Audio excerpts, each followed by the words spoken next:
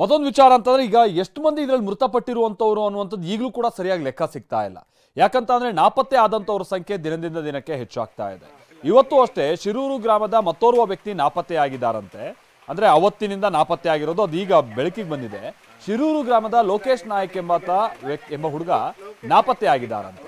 ಅವರ ಸಂಬಂಧಿಕರು ಈಗ ದೂರನ್ನ ದಾಖಲಿಸಿದ್ದಾರೆ. ಹುಡುಕಿ ಕೊಡುವಂತೆ ಕಣ್ಣೀರಿಡ್ತಾ ಇದ್ದಾರೆ. ನಾವು ಪ್ರತಿನಿಧಿ ಲೋಕೇಶ್ ನಾಯಕ್ ಅವರ ಸಂಬಂಧಿಕರ ಜೊತೆಗೆ ಮಾತನಾಡಿದ್ದಾರೆ ಅಣ್ಣಪ್ಪ ಬಾರ್ಕಿ ನಮ್ಮ ಪ್ರತಿನಿಧಿ. ಬನ್ನಿ ಏನ್ ಹೇಳಿದ್ರೆ ಕೇಳ್ಕೊಂಡ. ಹೋಟೆಲ್ನಲ್ಲಿ ಏನು ಲಕ್ಷ್ಮಣ್ ನಾಯಕ್ ಅವರು ಹೋಟೆಲ್ ಇಟ್ಕೊಂಡಿದ್ರು, ಅದರಲ್ಲಿ ಕೆಲಸ ಮಾಡಲಿಕ್ಕೆ ಅಂತ ಹೋಗಿದ್ದಂಥ ಲೋಕೇಶ್ ನಾಯಕ್ ನಾಪತ್ತೆ ಆಗಿದ್ದಾನೆ. ಅವನ ಮೃತದೇಹ ಇನ್ನೂ ಸಿಕ್ಕಿಲ್ಲ, ಹುಡುಕಿ ಕೊಡಿ ಅಂತೇಳಿ ಸಂಬಂಧಿಕರು ಕಣ್ಣೀರಿಡ್ತಾ ಇದ್ದಾರೆ. ನಾನು ಅವ್ರನ್ನೇ ಮಾತಾಡ್ಸ್ತಾ ಹೋಗ್ತೀನಿ.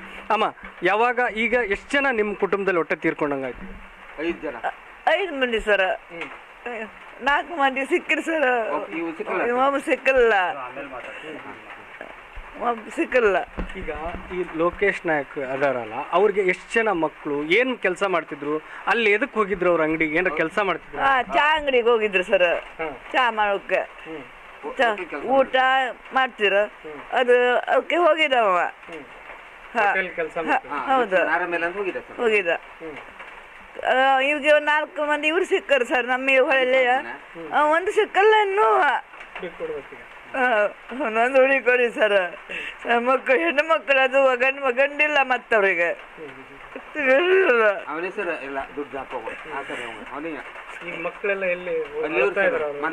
ಅಂತಿದ್ದಾರೆ, ಸೀರಲ್ಲಿದ್ದಾರೆ ಅವರು.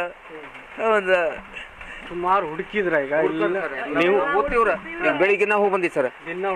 ದಿಂದ ಎಲ್ಲಾ ಹುಡುಕ್ತೀವ್ರಿ ಪೂರ.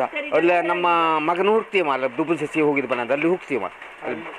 ಅಲ್ಲಿ ಮತ್ತೆ ಬೆಳಂಬರ್ಕ ಅಲ್ಲೂ ಕಾಲ ಕೊಟ್ಟ ನಮ್ಮ ಸಂಬಂಧಿಕರಿಗೆ ಅಲ್ಲೂ ನೋಡಿ ಬಂದ್ರೆ ತಿಳಿಸಿ ಅನ್ಕಡೆ. ಇನ್ನೂ ಸಿಕ್ಕಲ್ಲ ಸರ್. ಅವ್ರು ಹುಡುಕೊಡ್ತು ಸರ್. ಏನೋ ಪರಿಹಾರ ನೋಡೋದಲ್ಲ. ಬಡವರು ಸರ್, ಬಡವರು ಅಂದ್ರೆ ಹೇಳು ಪರಿಹಾರ ಬೇಕು ಅಂತೀಯಮ್ಮ. ಹೌದು, ಮದುವೆ ಮಾಡಲ್ಲ ಹೆಣ್ಣು ಮಕ್ಕಳು ಏನಿಲ್ಲ. ನಮ್ಮ ಅಣ್ಣ ಹುಡುಗಿನೇ ಹೆಲ್ಪರ್ ಇಟ್ಕೊಂಡಿತ್ತು ಅಂಗ್ ನೋಡಿ. ಕ್ಯಾಮ್ರಾ ಪರ್ಸನ್ ಪಕ್ಕೀರ್ಗೌಡ ಜೊತೆ ಅಣ್ಣಪ್ಪ ಬಾರ್ಕಿ, TV9 ಉತ್ತರ ಕನ್ನಡ.